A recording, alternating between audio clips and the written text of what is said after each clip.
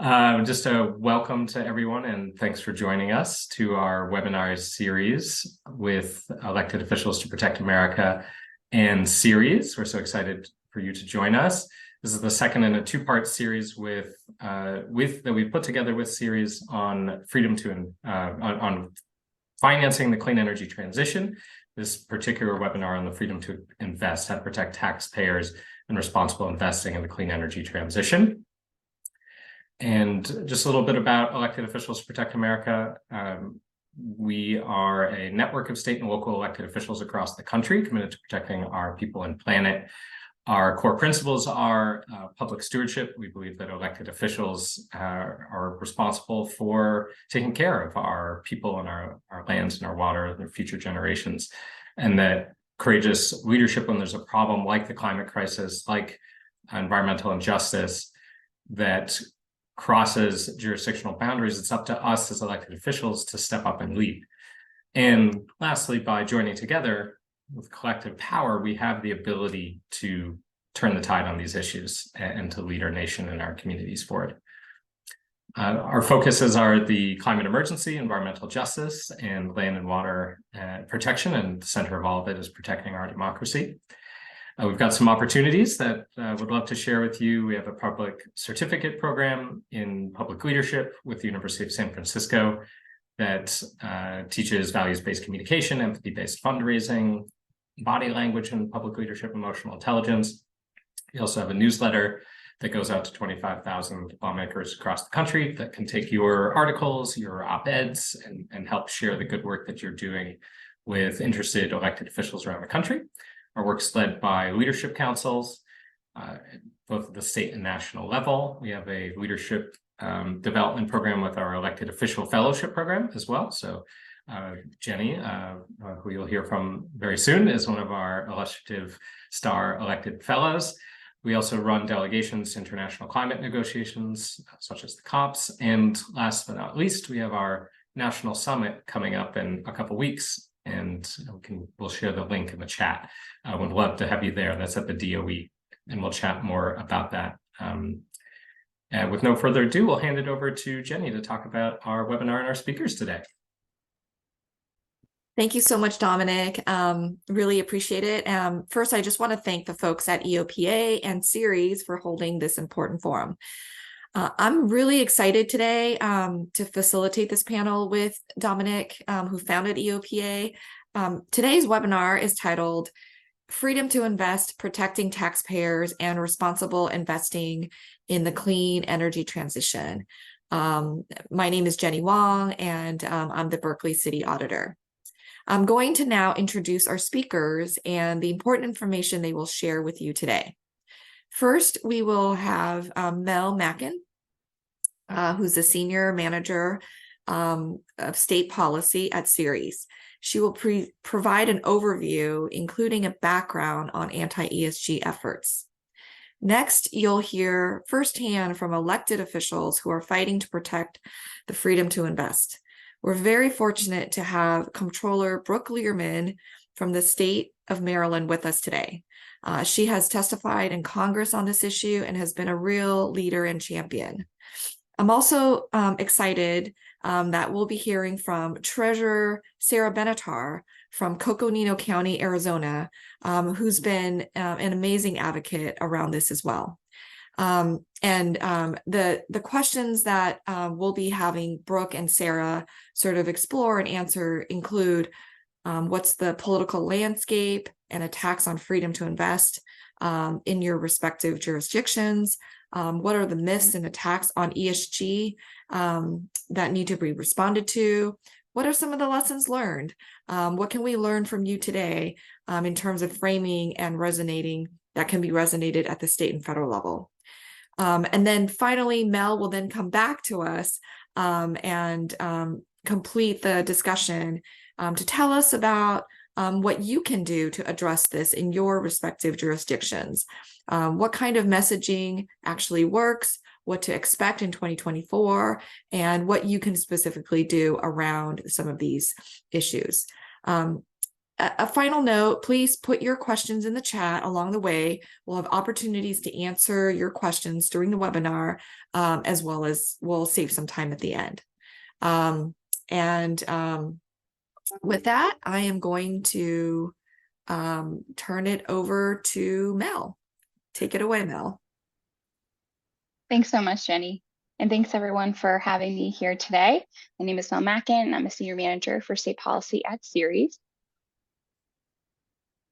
For those of you who aren't familiar with Ceres, and we may have had the pleasure of working with many of you, Ceres is a national nonprofit sustainability organization working with businesses and investors to implement sustainability, capital market solutions to sustainability challenges, such as climate change, water scarcity and pollution, outdated capital market systems, and inequitable workplaces.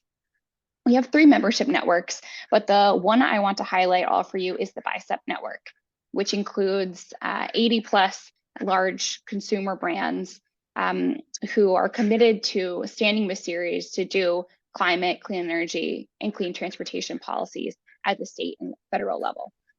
For the past few years, my role on the state policy team with Ceres has entailed coordinating businesses, our members and other partners to advocate for more ambitious climate and clean energy policy at the state level. In some states, progress is slower, or our advocacy is focused on defending current policies instead of advancing new energy legislation. However, it wasn't until about a year ago that responding to the widespread attack or backlash on ESG began to fill most of my time. So what am I talking about? What is this backlash on ESG? I should first say ESG is environmental social governance. It's a broad term, and we'll talk about the ways it's been interpreted. But the backlash is a coordinated attack and spread of misinformation about responsible business and investing practices. It's targeting investors, companies, and policymakers that consider climate and other material financial risks and opportunities related to the environment or social issues or the governance of the organization within their decision making. The claims against ESG say that companies are pushing a political agenda, often referred to as woke capitalism or corporate wokeism, at the expense of their shareholder returns or at the expense of their clients for investors. Over the past year, this narrative has played out in the media as well as state and federal policy circles, including congressional hearings, state legislative proposals, actions by state attorney generals and treasurers, as well as the 2024 presidential campaign messaging. And we can expect this narrative to continue in 2024. But before we talk about 2024, let's look at 2023, where 165 different anti-ESG bills were proposed in states across the US. Notably, only 22 of those were passed into law. Congress also held a series of ESG-related hearings throughout June and July, culminating in the introduction of 18 Republican-sponsored bills at the federal level related to ESG disclosure, shareholder rights, and proxy advisors. We don't believe that these bills are going to make it out of the House, and if so, make it through the Senate, but it is, a significant policy signal at the federal level. On the next few slides, I will share how these policies expose retirement beneficiaries to unnecessary risk, cost taxpayers hundreds of millions of dollars through higher interest rates, and place unreasonable burdens on financial institutions. Further, they disenfranchise retail investors, sabotage shareholder democracy, and undermine private sector efforts to prudently manage financial and operational risks. Since the legislative cycle kicked off in January of 2023, we saw legislation introduced in more than 2/3 of the states. And these bills come in a variety of forms, but each of them aim to restrict responsible business and investment practices through prohibiting or at least significantly limiting the consideration of ESG factors. Most of the bills are based on model language developed by the Heritage Foundation and the American Legislative Exchange Council, or ALEC, two well-known right-wing policy lobbying groups and think tanks that I'm sure most of you are familiar with. And there's also a popular bill model from the Foundation for Government Accountability, or FGA. So the 4 main types of bills that we saw were pension fund and other state investment requirements prohibiting consideration of climate and other factors. state contracting requirements prohibiting boycotts and discrimination against certain industries, mostly fossil fuels, firearms, and in some cases agriculture. And these two were probably the most popular that we saw, but additionally we saw bills attempting to change proxy voting or disclosure provisions, and banning the use of social credit scores. And I have that in quotes because that's not actually a term used in the industry, but it was a term used by those drafting the legislation. And I think just refers to how folks consider and measure ESG efforts within companies. As states consider these bills, legislative budget commissions or the state pension funds release projections of how much these bills would cost their beneficiaries or state taxpayers at large. And these numbers range from millions to billions, depending on the time horizon. The Wharton School of Business was able to study similar Texas legislation actually adopted in 2022 and found that the policy there could be costing taxpayers upwards of $532 million. That's because the policies limit the number of financial managers like BlackRock and State Street that do business in the state, ruling out managers that often offer the best rates and the best returns. Another example comes from the Indiana Public Retirement System, which found that legislation adopted in their state could result in reduced aggregated investment returns for defined benefit and defined contribution funds managed by the pension system, resulting in loss of $6.7 billion over the next 10 years. I'll be sharing resources towards the end of this presentation that have links and further details about the different studies that have taken place across states, but the economic impacts are quite significant, and we have seen that kind of stop momentum on these bills on both sides of the aisle. As I noted, only 22 of the bills that were introduced were adopted into legislation, and we'll see some come back next year, but we saw so many bills debated in committee, and the economic impacts to retirees and to taxpayers really stopped a lot of these in their tracks. And what's happening at the federal level? I'll just do a quick review here because we're moving forward on time. So in March 2023, there was a congressional resolution to overturn the Department of Labor's regulation called the Prudence and Loyalty in Selecting Plan Investments and Exercising Shareholder Rights. The current rule recognizes that ESG factors can be relevant and can be considered. There's no requirement that they be considered, but it just acknowledges that ESG factors are material and investors may want to take them into consideration. There was a lot of pushback on this, largely because it overturns a Trump-era rule that barred fiduciaries from considering ESG. So there was a congressional resolution to overturn the rule, and that is when President Biden issued his first veto to keep the resolution, to veto the resolution and keep the rule in place.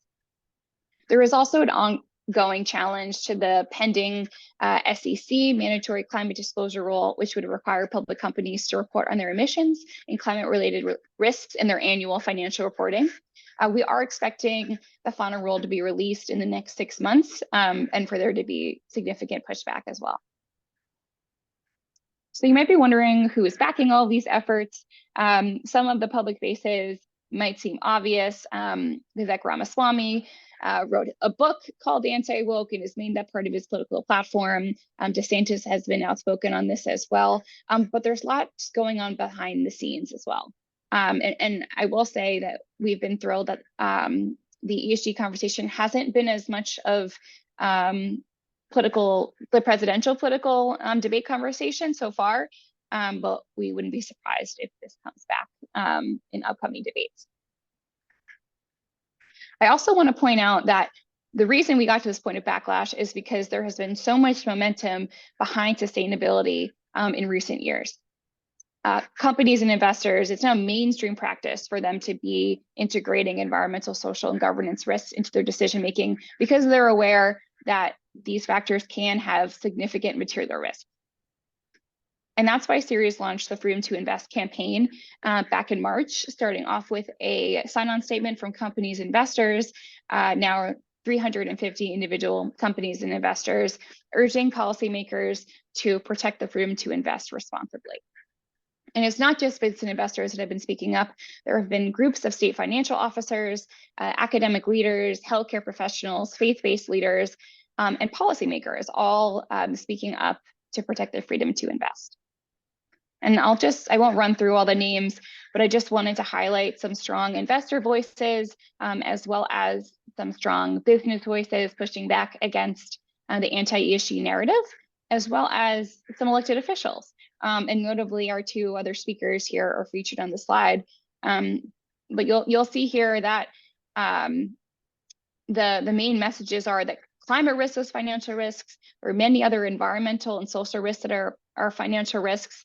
And while we are not pushing a mandate that these factors need to be considered, they certainly should still be on the table. They're just data, and investors should have access to all of that data to make sure they are making the right decisions, especially those involved with state funds, so they can be making the right decisions for their taxpayers and retirees. And that is where I will leave us for now. Great. Thank you so much, Mel, for that really wonderful overview about the anti-ESG efforts, especially the recent ones.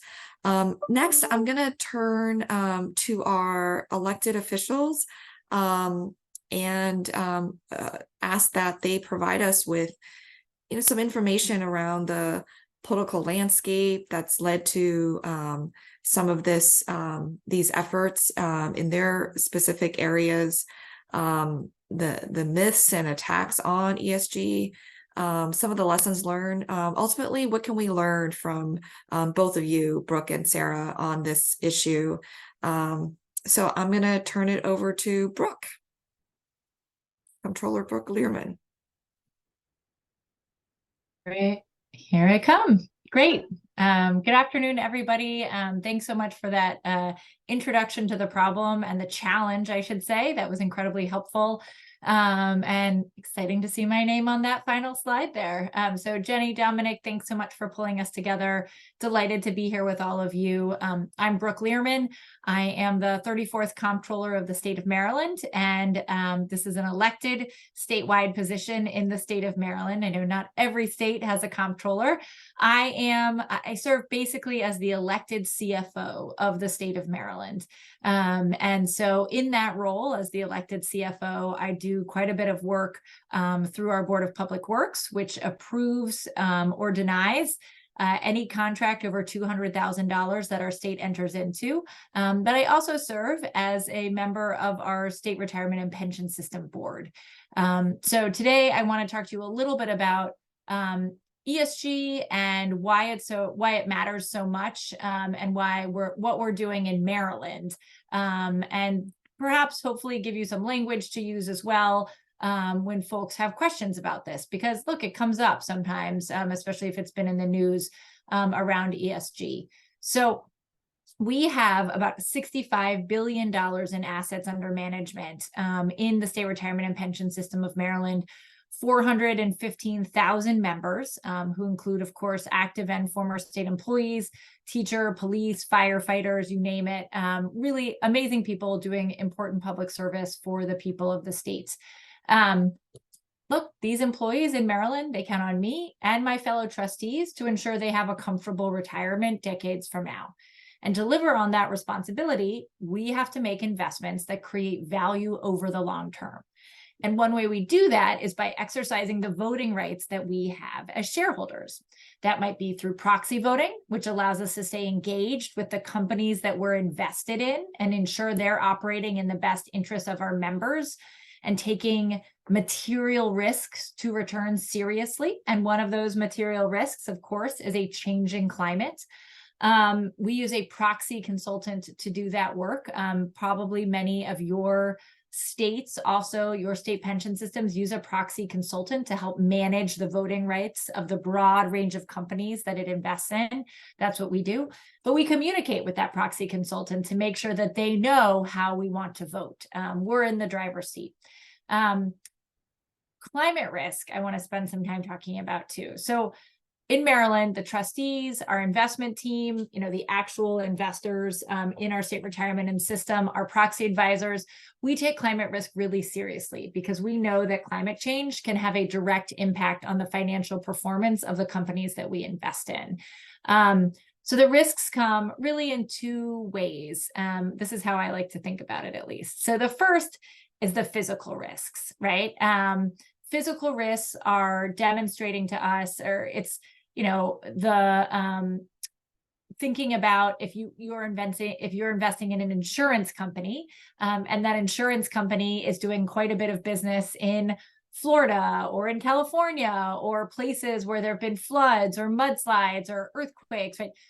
I mean, even look at Hawaii, right? If you are investing in insurance companies that are making, have policyholders in states where the climate change is really impacting the weather, then those insurance companies may be bringing in less money because they're paying out more to policyholders. So it's good for policyholders to have insurance, but it's something that as an investor, especially a long-term investor, I need to have information about, right? So that I can make a best judgment as to whether we should be investing in that company, so that we can understand how they're mitigating that risk. So that's just one very clear, example. I think rising temperatures and rising sea levels threaten assets like real estate, infrastructure, agriculture. Investments in agriculture and food systems are threatened by rising temperatures because crop yields suffer in extreme heat and drought. Investments in coastal real estate are threatened by flooding and hurricanes because home insurance is more expensive and repairs are more regular. Just a few months ago, American insurance companies announced they would no longer offer home insurance in California. Others have pulled out of Florida. If those insurance companies don't believe it's a safe bet for them, should my beneficiaries be backing investments in real estate there? That's something that we have to keep in mind. And I think when you're talking to your sort of average person on the street, they can understand that because they see the news, right? They read it, and you can say, would you invest your money in coastal real estate in Miami, understanding the challenges that we're seeing there? And this is nothing against coastal real estate in Miami. It's great and beautiful views, and we all love the beach. But as a fiduciary, I need to have information about the challenges and the risk that real estate company is facing so that I can make responsible long-term decisions. Those are some of the examples, the way that climate change poses physical risk to investment. And then there's also transitional risks. And the shift that we're seeing from reliance on fossil fuels to renewable energy, it's just not dissimilar from other transitions we've seen over the past 100 years as our economy have changed. Think of the Industrial Revolution or the dot-com boom. The share of global renewable energy as electricity is 30%. It's forecast to reach 60% by 2030. So leveraging renewables can yield significant cost savings on energy. So government agencies and institutions in higher ed are shifting from natural gas to electric heat sources, are meeting those LEED standards in their new buildings. And in Maryland, our pension system is actively looking at those types of investments. So we're well positioned as the transition continues to occur. Look, I'll say denying the shift to renewables or the risk associated with climate change just leads to long-term losses. You've heard it before.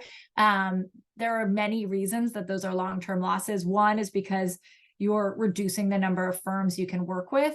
But two is because we see the challenges that climate risk are bringing. And if we are not on the renewable floor early, then you're going to lose out as those renewables increase in value over the long term.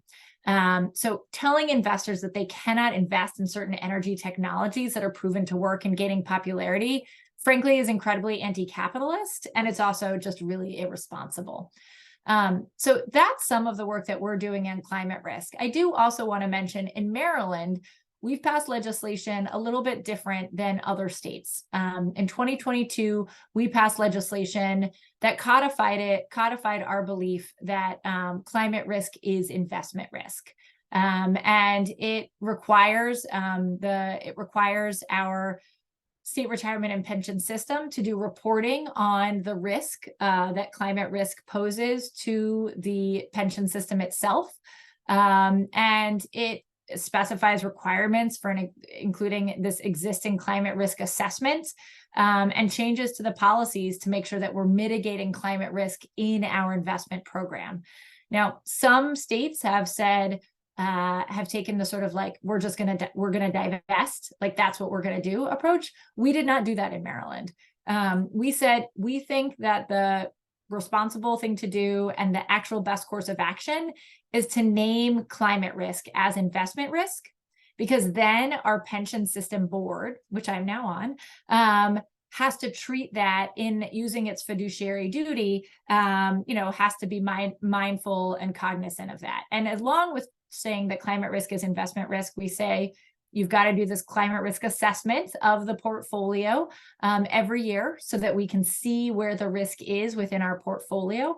And we also have to actively be looking for new types of investments in which to invest in the new economy, in the new green economy, so that we can be taking advantage of that work on the early days. So that's a lot of the work that we are really focused on doing in terms of climate risk in the state of Maryland. I'm happy, I'll put a link in the chat to the bill in case people are interested in learning more about that legislation. I know that there are some organizations out there that have been shopping it around as sort of I don't want to say model legislation, but the type of bill that other states could look to pass to strengthen the work that they're doing and that their pension systems are doing in climate risk, while ensuring that their board members of their state retirement and pension system boards can continue to uphold their fiduciary duties, which at the end of the day is so essential.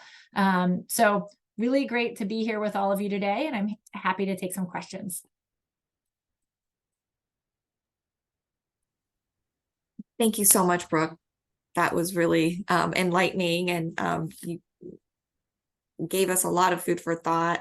And I just want to encourage folks to put in questions in our chat, and we will make sure to get those questions answered. Thinking about climate risk and investment risk, and really, I appreciated how you helped translate this into an area where the tax, like why would a taxpayer care about these ESG efforts, really connecting that down to the individual level. And so I'm now going to turn it to Sarah, and thank you, Sarah, for being here today with us. And if you can kind of walk through your experience around this. I know you've done a lot of advocacy work around this, and you've had to address some of the some of these anti-ESG efforts throughout your time as treasurer. And if you could also help us understand, as a local elected official perspective, what are some things that we can do to directly educate constituents on this? Thank you.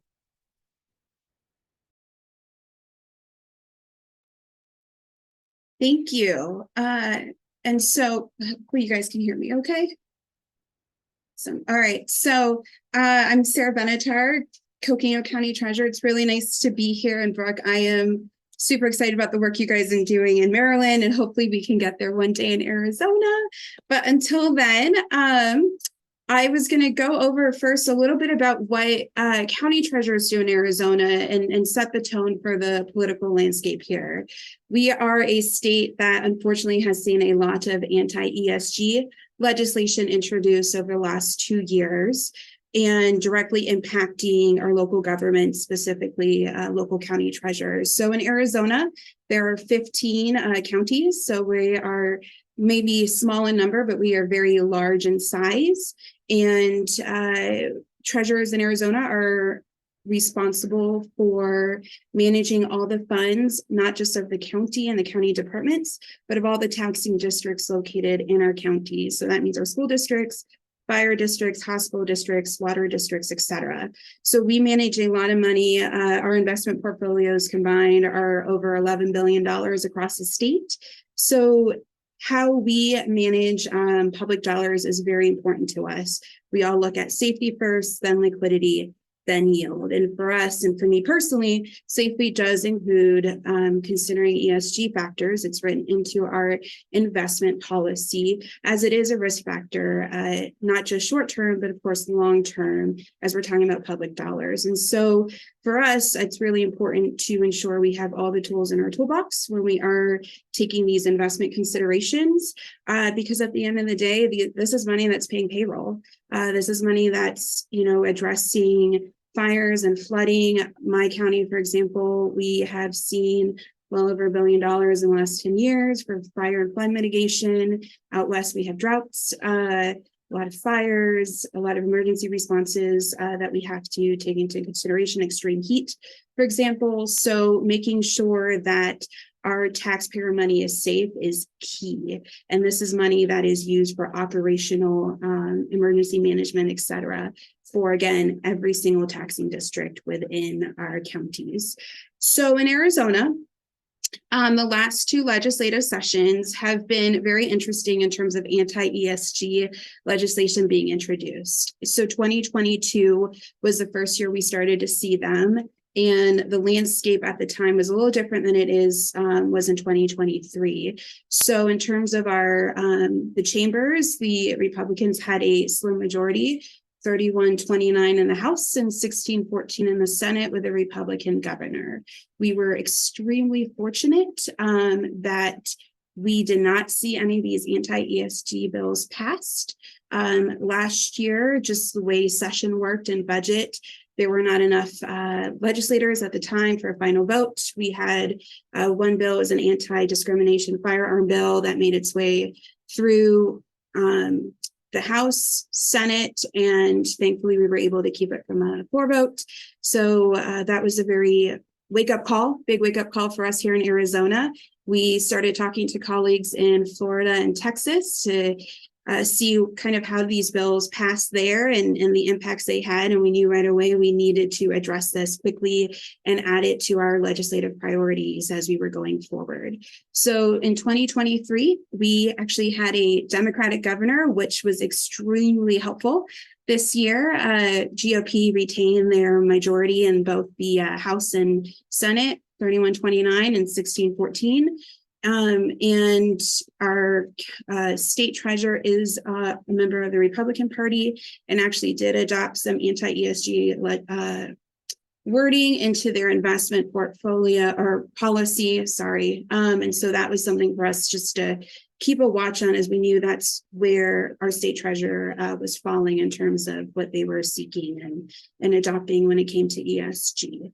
So what was very helpful in 2022, we did have a few members of the GOP who did vote against some more direct ESG wording. They did not return for 2023, so that did make our work and our advocacy work at the state and House a little interesting this past year. And so this past year alone, we saw about a dozen bills go through. 5 did make it to the governor's desk, and again, thankfully, she did veto them. And these were everything from contracting requirements, prohibiting discrimination against certain industries, such as the firearms, fossil fuels, other energy related organizations and companies, prohibiting the consideration of ESG factors in pension and public fund investment management, bans in doing business with and even adopting DEI policies. And that was all the way down to local governments as well. Some proxy voting, disclosure provisions, a definition of non-pecuniary factors, which essentially means you can't consider ESG in any investment decisions, and then even bans on contracting with companies that have ESG policies. So we saw the gamut here in Arizona, and I anticipate that might not change next year. And so for us, it was a big conversation of, first of all, understanding, do these bills even truly impact us? And the answer is yes. And then from there, it was, well, how do we move forward? So as I mentioned, there's 15 counties in Arizona. 5 of us are Democrats, 1 is independent, and 9 are Republican. So very bipartisan opposition to these bills. And additionally, we reached out to other organizations that we felt might be on the same page of us, such as the Arizona Bankers Association, the Chamber of Commerce, for example, came out. It was just a very interesting way to start bridging the gap and working with these groups that we may not have worked together in the past, but did going forward as we were advocating against these anti-ESG bills. And a big thing for us and the messaging we did, and it was a lot of education, a lot of educating our own colleagues. So educating the other treasurers, educating our county officials, our fire boards, et cetera, and then educating our constituents and even legislators as to why we should care, why this is dangerous, and why we should not be adopting these kinds of legislation. And the method that we did it was, first, we want to keep local control. So anything that removes local control and what policies we can adapt, who we can invest in, who we could do business with, and what we could invest in, we were going to be opposing. And then anything that was essentially anti-free market because it would reduce or eliminate who we could do business with, we would oppose as well. We did not take the approach as to whether we wanted to defend ESG because, as I mentioned, we've got 15 unique treasures and we all have different viewpoints on that, but we could come to the agreement of anything that removes local control or is anti-free market, we'll come together with and oppose, which we did. We issued an open letter. 14 of the 15 county treasurers signed on to it, opposing certain legislation that was introduced. We did interviews and talked to the media, et cetera, really got the word out there that this is dangerous and this is bad. And again, regardless of where you fell politically, we came together and opposed these bills. And so that was a really big thing, a really telling thing. And thankfully, not of the, over about a dozen that went through, 5 made its way to the governor's desk, all were vetoed. So that was a very successful year, I hate to say that, in terms of fighting against anti-ESG legislation. And as we are now in break, because in Arizona we meet every single year, our legislative session begins in January. It's really been an education piece, touching base with those company or organizations that we had partnered with previously on opposition, just checking in, coming together, seeing kind of a game plan. What are we hearing? How are we going to work going forward? Collecting data, getting ready for the next session, having some meetings with legislators to really educate them on the harms that it will do. For us, a big thing really has been the anti-free market. So, for example, a lot of these bills target banks and financial institutions. And in Arizona, there's only about 5 banks that even service counties. And that, of course, trickles into servicing all the local governments in the state. And so a lot of those, most, if not all, would not be able to respond to our bids if some of these go through. So that alone has been a very big selling point for us, and really has gotten our colleagues on board. That's just very quickly. I know I'm trying to be careful with time. A little bit about Arizona, our fight for against anti-ESG legislation and how we're preparing going forward. We've seen the studies, we've talked to colleagues, we know how bad it can be. So in Arizona, it's just this continued fight against it. And I'm not anticipating it going away from what we're hearing. You never know, but it's going to be an interesting session as it has been the last few years. So I put my contact information here. If anyone would like to reach out, or if you're in a state that is seeing this, I'm always happy to connect and brainstorm some ideas and talking points. But thank you. Thank you, Sarah. That was really great. Thank you so much for providing your perspective. And it sounds like some of the themes are around, you did a lot of organizing work and really, coming together with so many different people and a variety of different organizations to really find common ground in addressing this locally. So I'm going to turn it now back to Mel to kind of finish off our panel discussion, and then we'll have questions after. And so Mel's going to take us into a discussion around, what kind of, and this was kind of touched upon already by our previous speakers. Brooke and Sarah kind of touched upon some of the messaging and how to really make this work. So talking about the messaging and what to expect in 2024, and what can we specifically do as state and local elected officials around this. So Mel, take it away. Thank you, and apologies, I got a little bit ahead of myself in the slides. So I hope a lot of you are feeling motivated and empowered to speak out, or at least stay informed if these bills pop up in your states next year.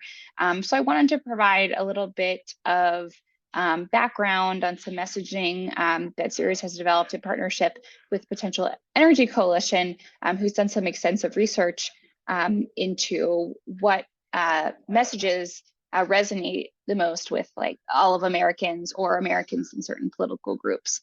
But just to start, maybe this is representative of folks on the call, or maybe folks who are more familiar, but 1 in 4 Americans approximately have not heard the term ESG investing. And among those who have heard the term, less than half have a favorable view towards it. So that just tells you kind of the hard work we have cut out for us in communicating about ESG or ESG investing. But take clean energy or responsible investing, 2 terms that can be, aren't necessarily interchangeable with ESG because ESG is so broad, but in conversations, they can represent what folks mean by ESG. And you see that here, both familiarity and favorability for these terms jump significantly, including among the ESG skeptics in the survey. So this really highlights that the language that you're using is really important in political conversations. Further, addressing environmental risks was favorable by a large portion of the survey participants. 59% of American voters rated environmental risks as strong or very strong in terms of an argument for ESG, including 69% of Democrats and 52% of Republicans. Just building on the good news, 91% of ESG skeptics agree that companies can do what is right and still make profits. So we know we can find common ground, but we also know it's not quite that simple.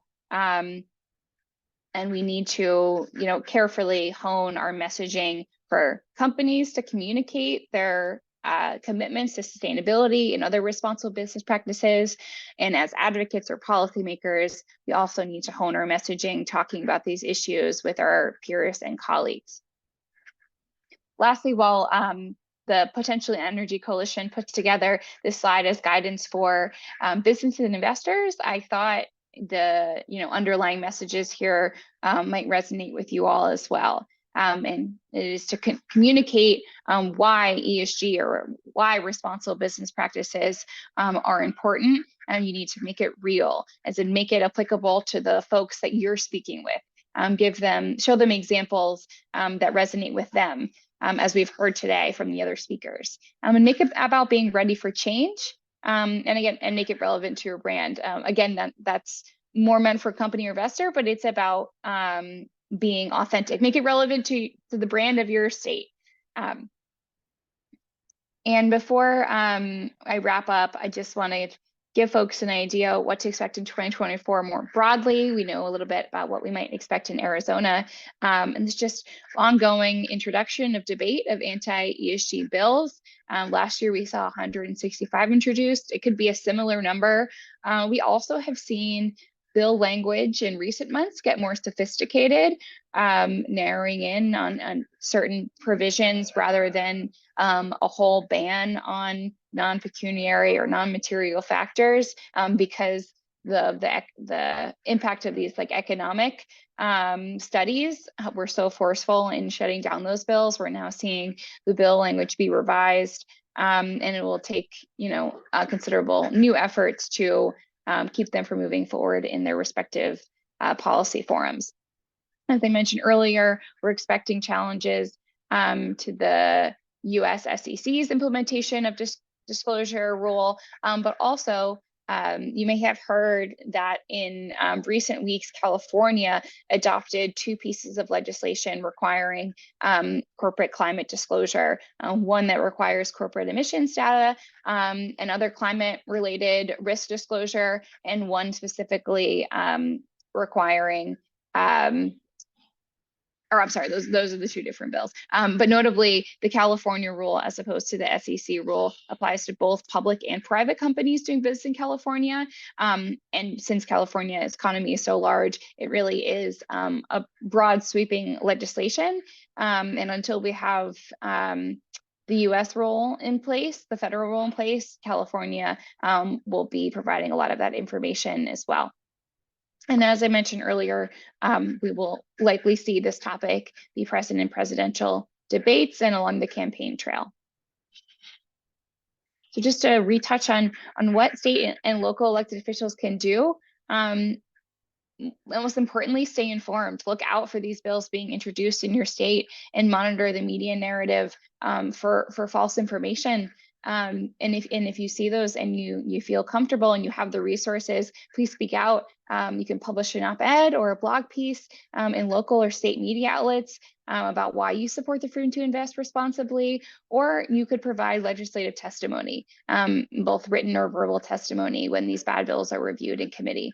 And I just want to emphasize that the team at Ceres would be more than happy to support you in any of these efforts, whether it's providing guidance or drafting any language.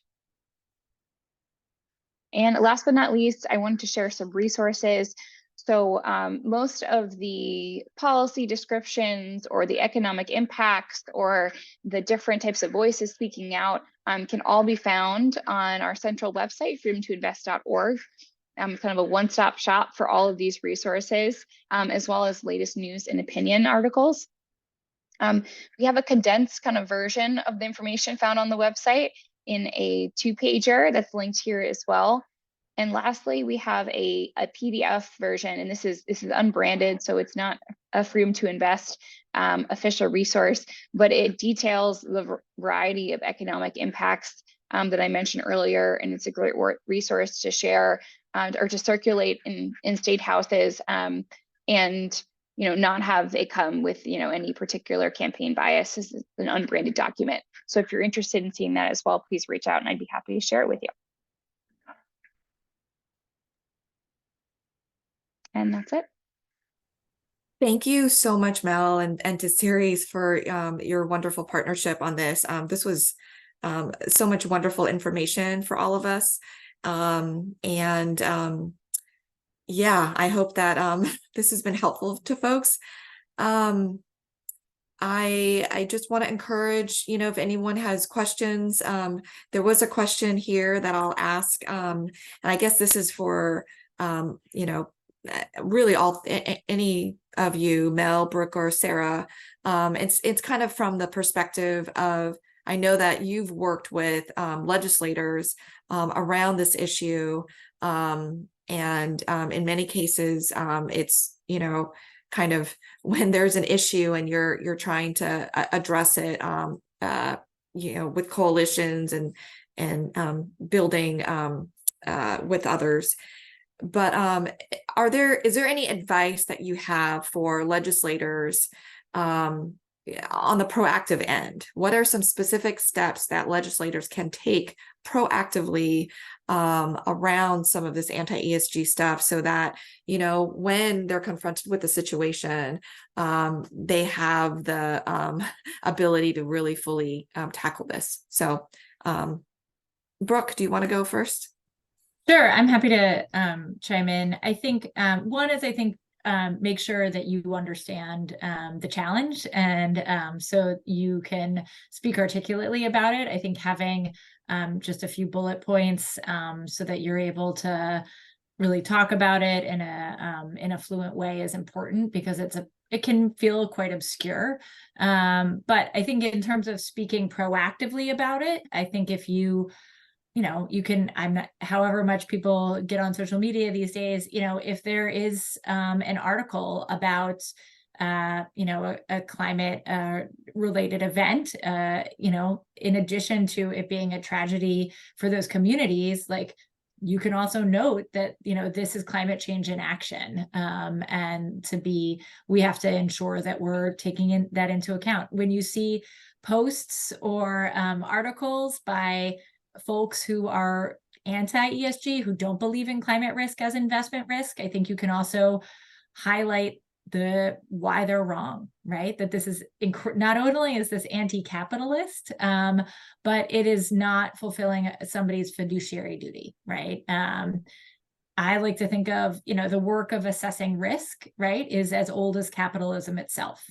And to deny a fiduciary's obligation to assess risk when managing spending and investment decisions just cripples the ability of the fiduciary to fulfill their duties and acts in a way that's really contrary to the capitalist system on which all of our investments rest. So in terms of thinking proactively about why this is such an important thing for people to understand, I think breaking it down, that's why I love the term freedom to invest, because this really is about ensuring that as fiduciaries, we get the most information we can get, including about climate risk and just like every other risk we would want to understand that a company is facing before we invest in them. And then we want to have the freedom to do what we need to do to make sure that we're earning the returns that we need to earn for our beneficiaries.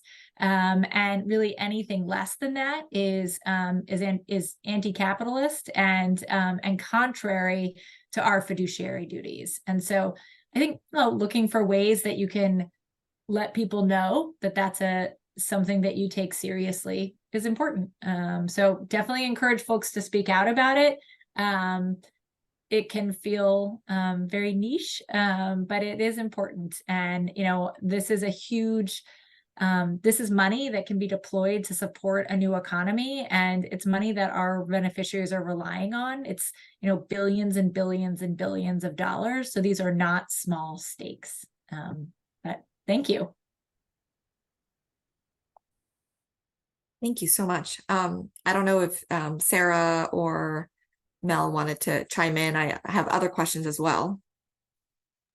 I was just going to add, if you are a legislator and you are seeing anti-ESG legislation, to go beyond just the lobbyists. Whenever a bill is introduced, you always look for stakeholders and those who would be impacted. And I highly recommend you do the same and you reach out specifically to your local governments as well, not just your state treasury or comptroller, depending what state you're in, or auditor, and reach out to your local governments to see how it's going to impact them, because that is something I've heard consistently across the country has been no legislators reached out locally, and locally is where the most impact is locally is being impacted pretty significantly as well, with whether it's contracts or the investment portfolios that are managed locally as well. Very good.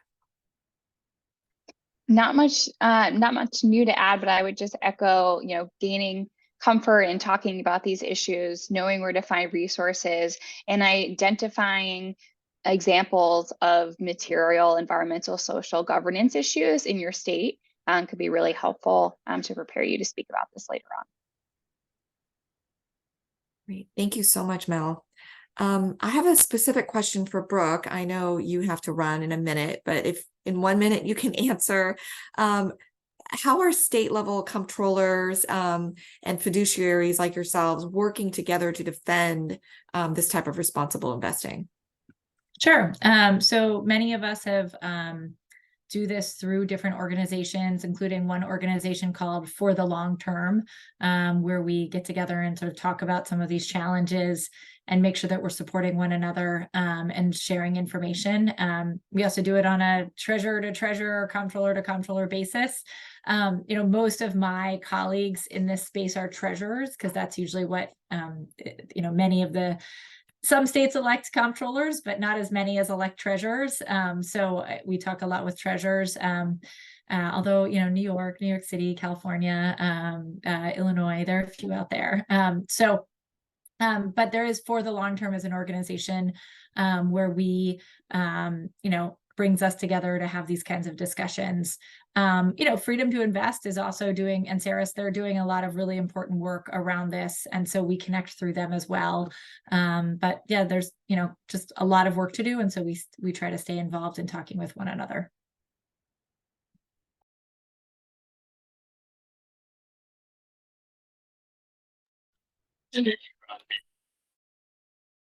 Sorry about that. I have a question for Sarah. If you could share the specific type of messaging that worked best for you when you're fighting back in terms of fighting back from some of the right-wing efforts to fight the freedom to invest. What are some specific messaging and examples that help? Yeah, so a big thing is just, we talk about our duty. And so our duty is to our taxpayers, our duty is to being fiscally responsible, and we have a duty of safety. So for us, it's really focusing on, because we get a lot of, well, you should be chasing yield. And for us, I care about safety first and liquidity, then yield. That's just very good financial management. So that message has really resonated and really focusing on that. And then highlighting that we need to keep local control. It should be we are elected officials here at the local level. I was elected to manage an investment portfolio on behalf of my constituents. And so that decision should be kept locally. That has a big thing messaging here in Arizona, just that local control message. And the other thing is anti-free market. That probably has been our strongest argument of just, this is anti-free market legislation. You are reducing or completely eliminating who and what we can do business with. And that goes against the values of what, Republican parties say they are for. And that's just been a very big argument for us here. And even in talking with colleagues, I know we had a big meeting last year where we were discussing this and where we would fall. And I have some colleagues across the state who don't believe in ESG, but at the end of the day, we're still opposing anti-ESG legislation because that messaging really is local control, anti-free market, and we have to put safety, liquidity, and then yield. And so we need to keep all the tools in our toolbox. We cannot start removing them, and it should be my decision if I want to use it or not. And so that's how we were able to start moving forward together with one voice. And really take strong opposition to it. Thank you so much, Sarah. That was really helpful. I am now going to say thank you to our wonderful panelists and really insightful conversation today. And I'm going to turn it over to Dominic, who has some important words about the upcoming summit. Thank you so much, Jenny, and thank you so much to and Sarah and Mel for sharing your insights and really important work to ensure that we're protecting our taxpayers and our planet and our people moving forward. Just wanted to give a huge invitation and welcome to our national summit, which is coming up on November 15th and 16th at the DOE. Everyone is welcome. I just dropped, thank you, and we did as well, a link to register in the chat. We'll be kicking off at the press conference in the morning on the 16th. Before that will be a reception on the 15th at the National Press Club. And then all day, the rest of the day at the DOE, we'll be hearing from federal agencies and state and local elected officials, implementation partners, tribal officials, all about how can we help bring these historic dollars from the Inflation Reduction Act, bipartisan infrastructure law to communities like yours and Justice 40 communities across the country. So really welcome you to participate either in person or virtually and to see you there. And thanks again to all of our speakers and to Ceres for partnering with us on this two-part webinar series. And we'll follow up with all of the resources and slides and links afterwards. So with that, I want to thank everyone, and we hope to see you soon in a couple of weeks at the DOE or online. Thank you.